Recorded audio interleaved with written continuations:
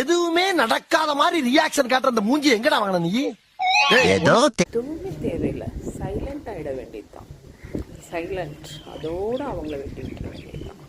அதுக்கப்புறம் எதுக்கு அவங்கக்கிட்ட பேச்சே கிடையாது. அப்படியே வெட்டிக்க வேண்டியதுதான்.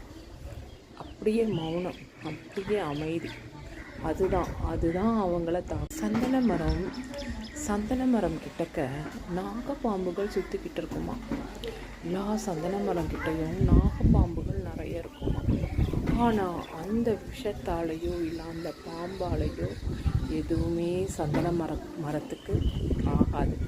சந்தன மரம் பாதிப்படையாது. ஏன் தெரியுமா? அது எந்த நெகட்டிவ் ஃபோர்ஸையும் எடுத்துக்காது. அது மாதிரி நம்மளும் எந்த நெகட்டிவ் ஃபோர்ஸ் வந்தாலும் எடுத்துக்கக்கூடாது. அதை நம்ம முன்னேற்றமாக மாற்றிக்கணும்.